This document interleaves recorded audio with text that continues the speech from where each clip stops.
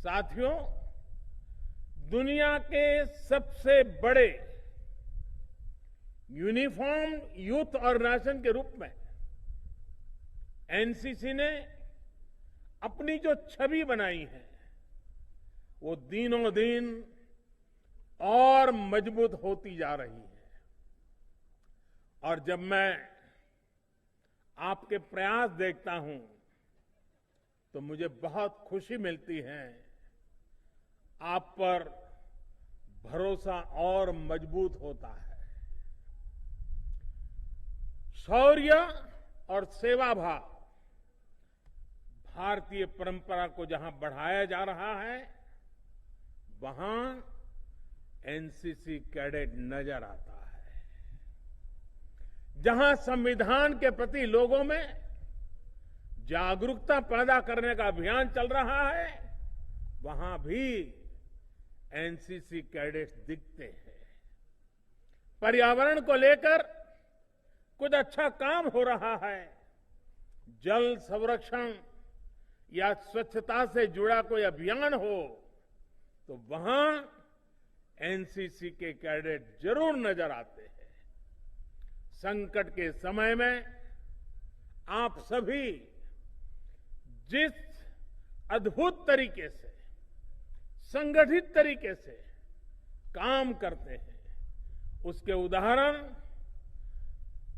बाकी जगह पर बहुत कम देखने को मिलते हैं। बाढ़ हो या दूसरी आपदा, बीते वर्ष एनसीसी के कैडेट्स ने मुश्किल में फंसे देशवासियों की राहत और बचाव में सहायता की है। कोरोना के इस पूरे कालखंड में लाखों लाख कैडेट्स ने देश भर में जिस प्रकार प्रशासन के साथ मिलकर, समाज के साथ मिलकर काम किया है वो प्रशंसनीय है। हमारे संविधान में जिन नागरिक कर्तव्यों की बात कही गई है, जिनकी हमें से अपेक्षा की गई है, वो निभाना सभी का दायित्व है। हम सभी इसके साक्षी हैं कि जब सिविल सोसाइटी, स्थानीय नागरिक अपने कर्तव्यों पर बल देते हैं तब बड़ी से बड़ी चुनौतियों को भी हल किया जा सकता है। जैसे आप भी भली भांति जानते हैं कि हमारे देश में एक समय में नक्सलवाद, माओवाद कितनी बड़ी समस्या थी। देश के सैकड़ों जिले इससे प्रभावित थे, लेकिन स्थानीय नागरिकों का कर्तव्य भाव और हमारे सुरक्षा बलों का शौर्य साथ आया तो नक्सलवाद की कमर टूटनी शुरू हो गई। अब देश के कुछ गिनती के जिलों में ही नक्सलवाद सिमट कर रह गया है। अब देश में न सिर्फ नक्सली हिंसा बहुत कम हुई है, लेकिन अनेकों युवा हिंसा का रास्ता छोड़कर विकास के कार्यों में जुड़ने लगे हैं। एक नागरिक के तौर पर अपने कर्तव्यों को प्राथमिकता देने का प्रभाव हमने इस कोरोना काल में भी देखा है। जब देश के लोग एकजुट हुए, अपना दायित्व निभाया तो देश कोरोना का अच्छी तरह मुकाबला भी कर पाया। साथियों, ये कालखंड चुनौतीपूर्ण तो रहा पर ये अपने साथ अवसर भी लाया। अवसर चुनौतियों से निपटने का, विजयी बनने का। अवसर देश के लिए कुछ कर गुजरने का। अवसर देश की क्षमताएं बढ़ाने का। अवसर आत्मनिर्भर बनने का। अवसर साधारण से असाधारण, असाधारण से सर्वश्रेष्ठ बनने का, इन सब लक्ष्यों की प्राप्ति में भारत की युवा शक्ति की भूमिका और युवा शक्ति का योगदान सबसे महत्वपूर्ण है।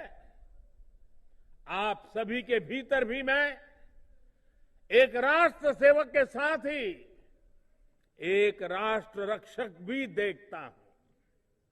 इसलिए सरकार ने विशेष प्रयास किया है कि एनसीसी की भूमिका उसका और विस्तार किए जाए।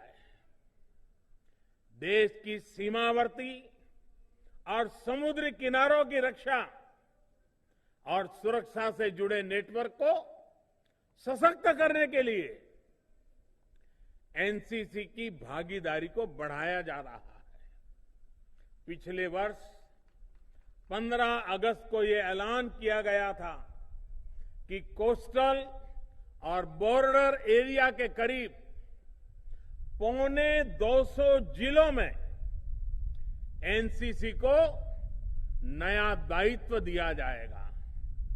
इसके लिए लगभग 1 लाख एनसीसी कैडेट्स को आर्मी, नेवी और एयरफोर्स ट्रेन कर रही है। इसमें भी 1/3 1/3 हमारी गर्ल्स कैडेट हैं। गर्ल्स कैडेट्स को ट्रेनिंग दी जा रही है। इन कैडेट्स का सिलेक्शन सभी स्कूलों और कॉलेजों, चाहे वो सरकारी हो, प्राइवेट हो, केंद्र के हो या राज्य सरकार के हो, सभी को इसमें शामिल किया जा रहा है। एनसीसी की ट्रेनिंग, उसकी क्षमताओं को भी सरकार तेजी से बढ़ा रही है। अब तक आपके पास सिर्फ एक फायरिंग सिम्युलेटर होता था। इसे अब बढ़ाकर 98 किया जा रहा है। करीब करीब 100, कहां 1 और कहां 100।